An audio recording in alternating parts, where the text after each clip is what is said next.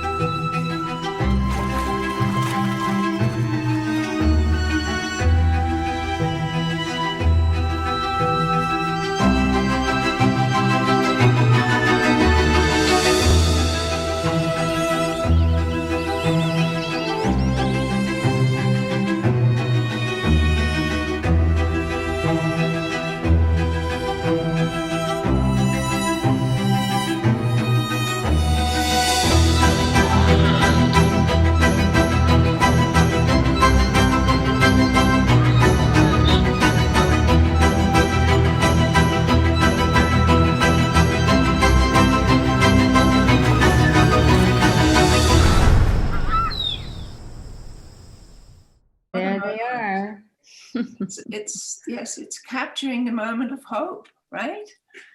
Yeah, it is. It is indeed.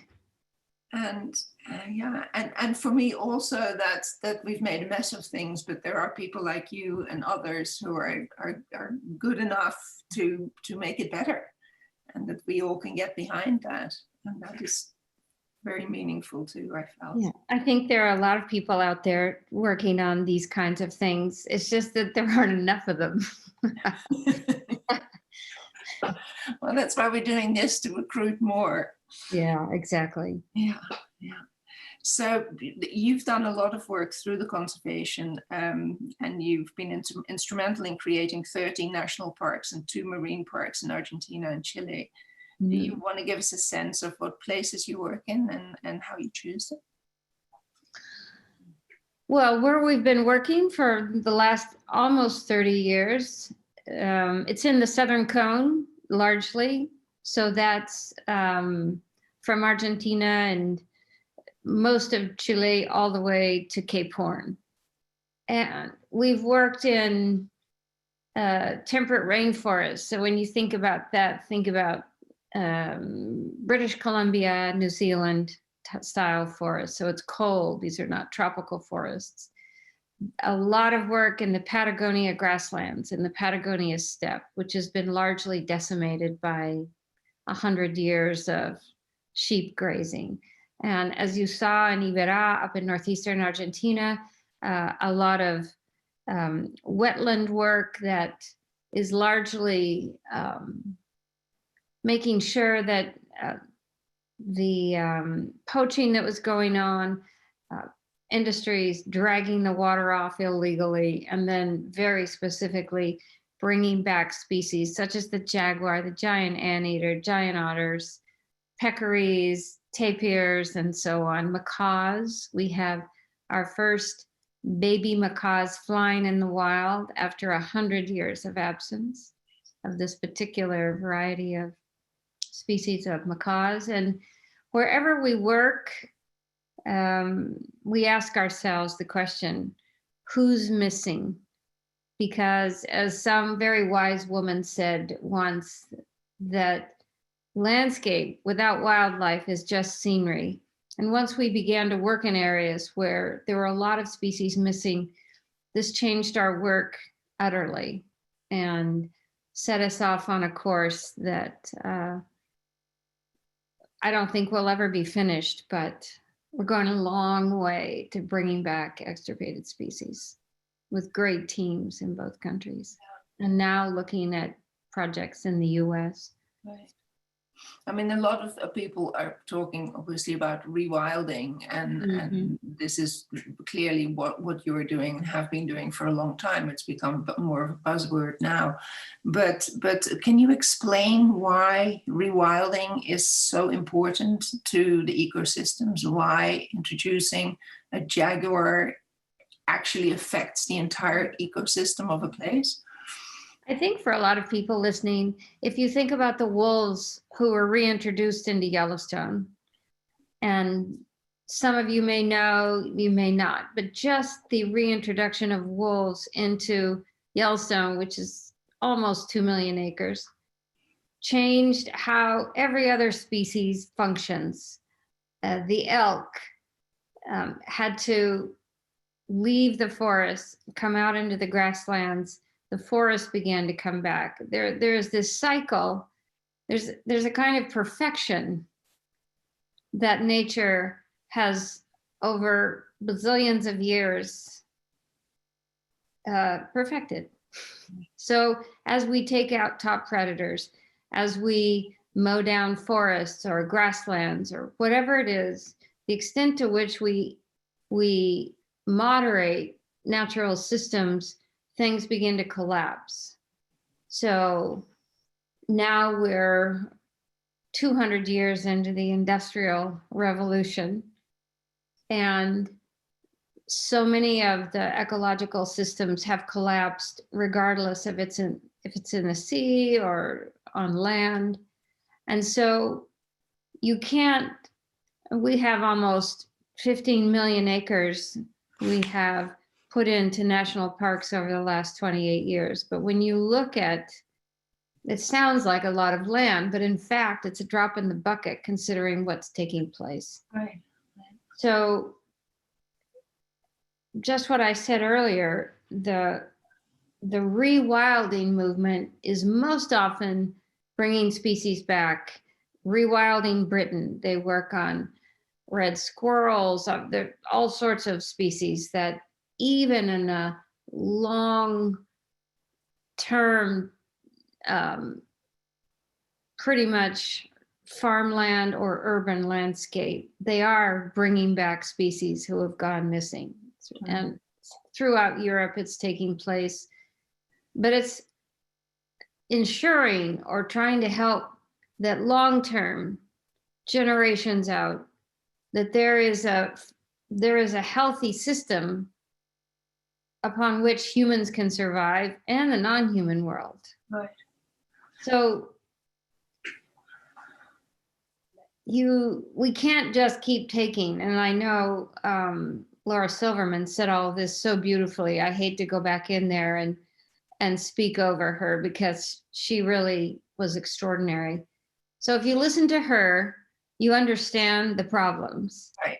Yeah, and there are people all around the world who are deciding that at least where we are, not here, that you move against those trends. Yes, well, and Laura is about rewilding people, which I think is interesting. Yeah, what we say is we have in our work, it's rewilding territories, so marine systems and terrestrial, rewilding, bringing species back like the baby jaguars you just saw, and then rewilding ourselves. Right, yes. And that's what she's talking about. Exactly, yeah.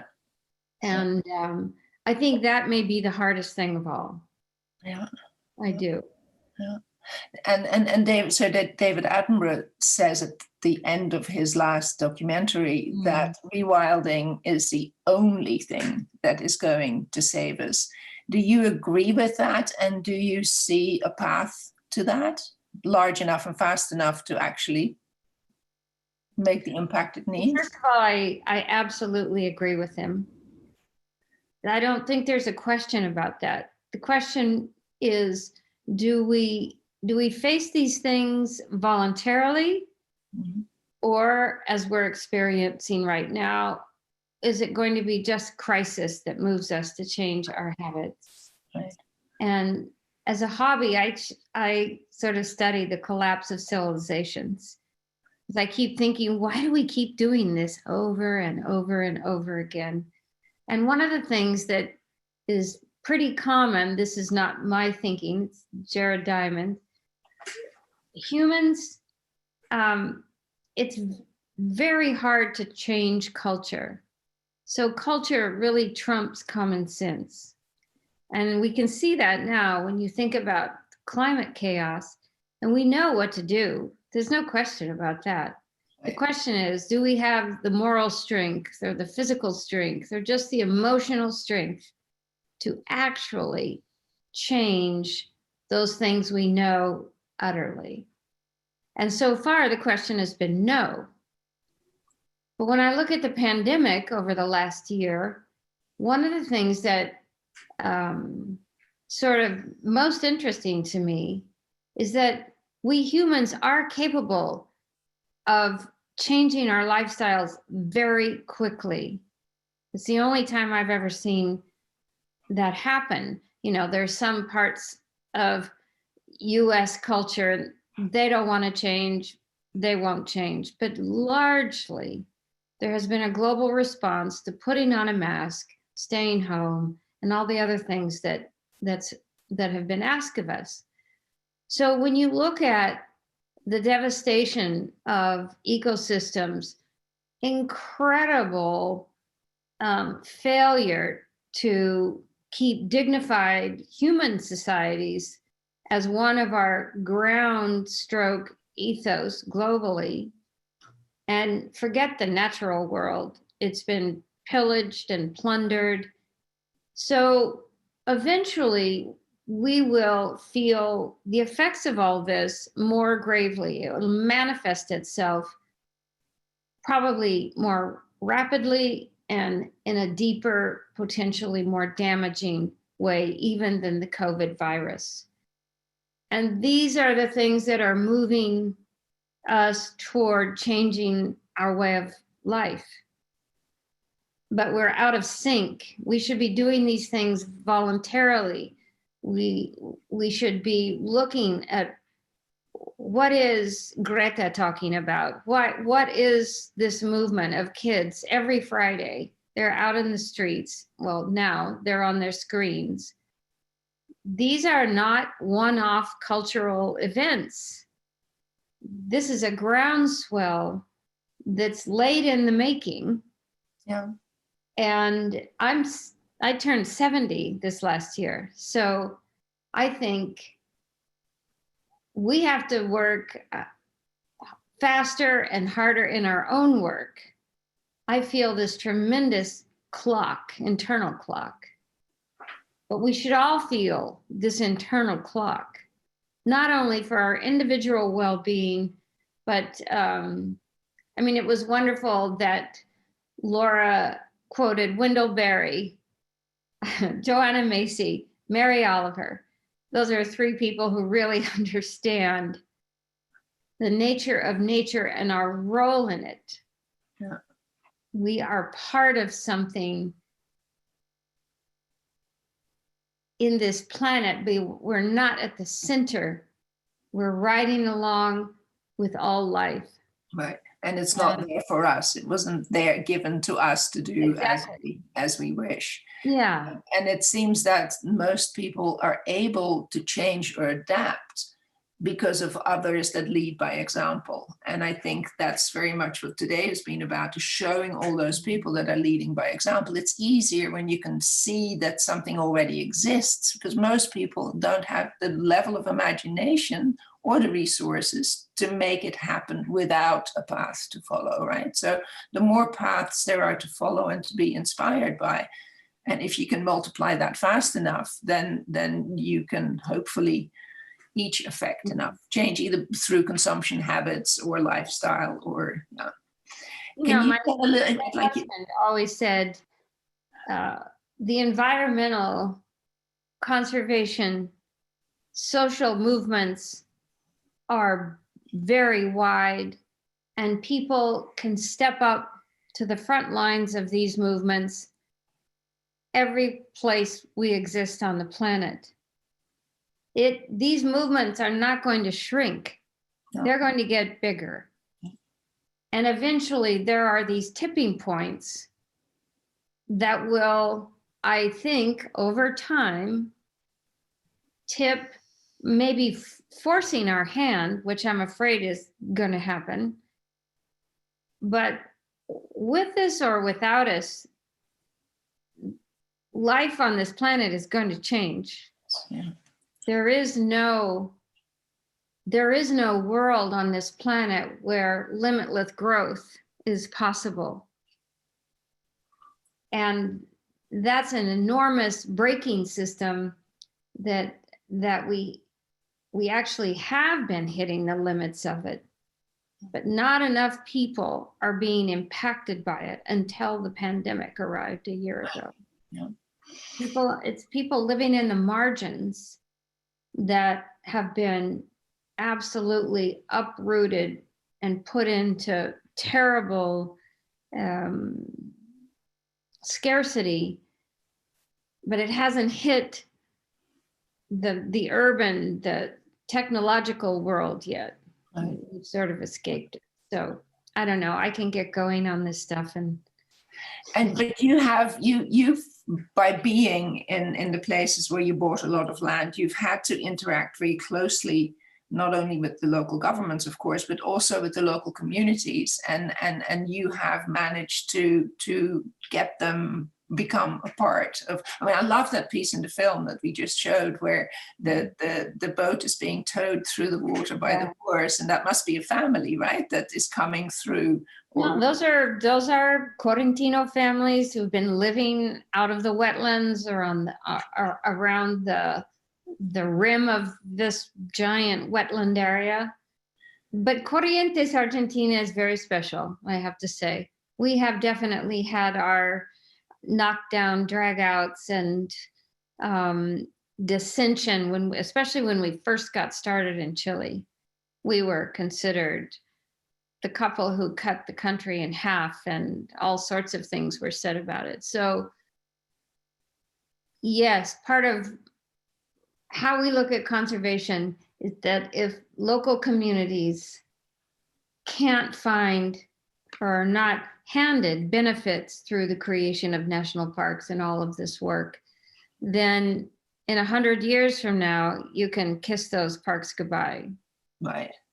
I think As you have to have the communities, local, regional, they're the ones who see their future linked right.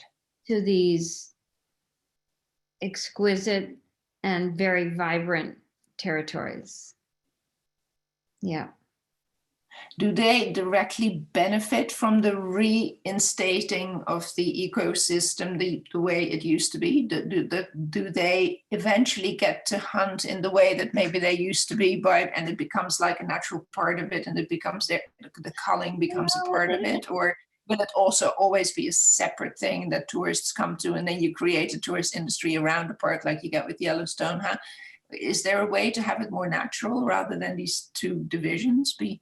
Most of the economy in the places we work have to do with farming or ranching. Right. Generally speaking. But by making them parks, do you make them tourist destinations? Because now you have to look at. That's why we decided almost from the beginning that anything we do, any land we acquire, any projects eventually go back to the country in the form, we hope, as a national park. So right. In the case of all the parks in either country, these lands belong to all Chileans. They belong to all Argentines. We work hard to put infrastructure in these parks so that the number one goal is that all are welcome and that they understand, like we do in the United States, we walk into Yellowstone, we're pulling our suspenders that, hey, this is my park. Nobody's going to mess with this park. This is part of our national psyche here. Mm-hmm. Well, that's what has begun to really shift around in Chilean and Argentine culture. The Tompkins family is going to be forgotten, as it should be. These national parks will endure long after we're forgotten. But that sense, and again, what Laura Silverman was talking about, people getting into national parks, people going on trails, having miserable times. You're wet, you're frozen, you're miserable, and you wish you'd never gone on this hike or this 5 days. Where the hell am I? These are the things in our lives which we will remember forever. Yeah. And you can't fall in love and protect something that you don't know. And this is John Muir, nature is the great cathedral. Yeah. And it's true. I have seen this hundreds of times in my last 30 years out of business and working in conservation. We work so hard to get kids into parks and old people and everybody in the middle and get out there. I can't walk that far. I'm pretty sure you can walk that far. Right. So let's go. And this is a string of epiphanies. I mean, it's what happened to us. Right. It's no different. Everybody's the same. So we have taken a lot of grief for absolutely wanting anything that we were involved in to become a national park.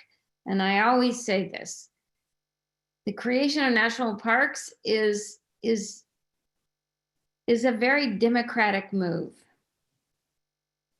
we could always take these millions of acres we had and put a chain on the front gate and say, okay, forest, do what you're going to do, and grasslands, kiss the ground and come back.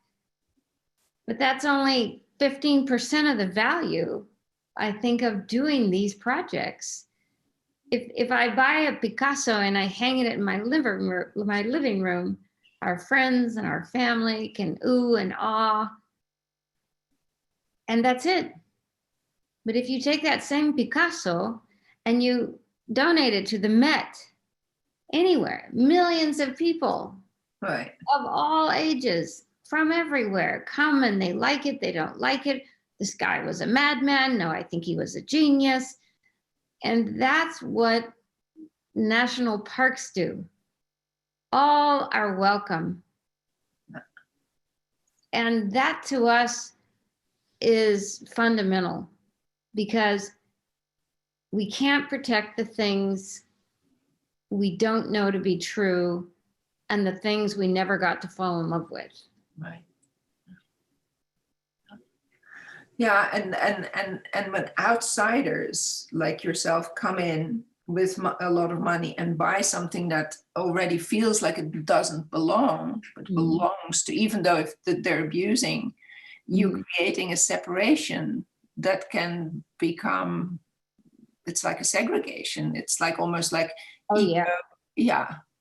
I think that's why, I mean, speaking very honestly, why land reform movements get started in Brazil or wherever they get started, because eventually, as families lose their land, and maybe small points of land, but individuals or institutions are gathering up large tracts of land for whatever reason, that's not healthy. That's a ticking bomb. It doesn't matter where it is. Yeah. I think land hits, land use, land ownership hits to the very soul of human beings. We're of the land. We're grimy and gritty and came out of ponds.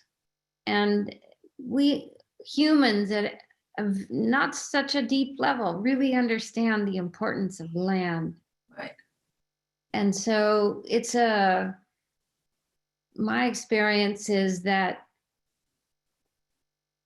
protecting someplace, but for everybody, well, at least it was and it is still the strategy that we sought. And in the early years, in the first 5 years, it was brutal. We were highly, I can imagine, and just about, well, over the last 30 years, I'd say there's probably nothing that hasn't been said about us.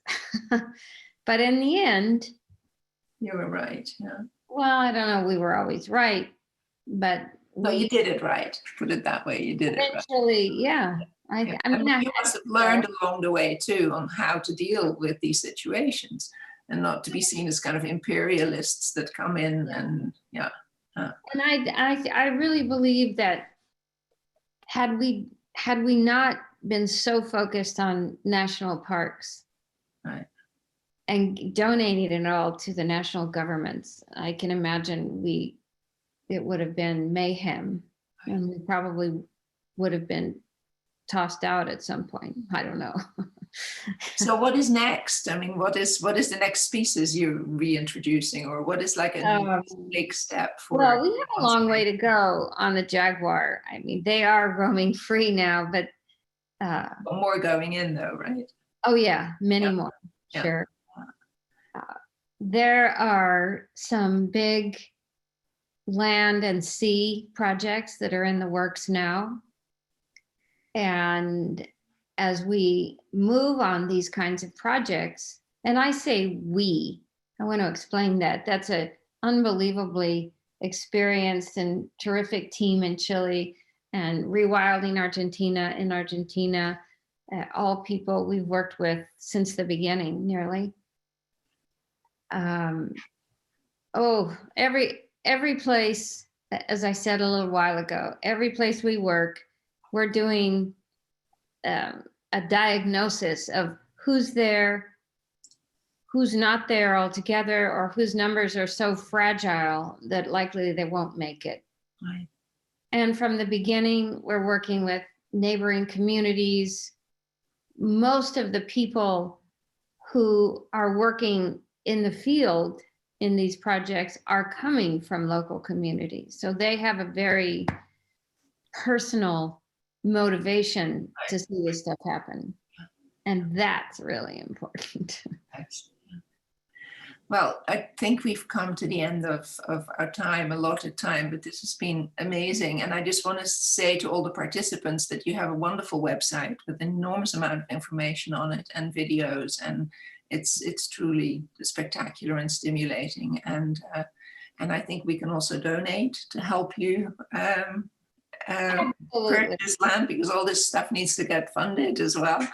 So Yeah. Thank you so very much. It's been an amazing experience. Thank you for including us today. And I wish you all well, and get out there and have a good time in the wildness that is yours.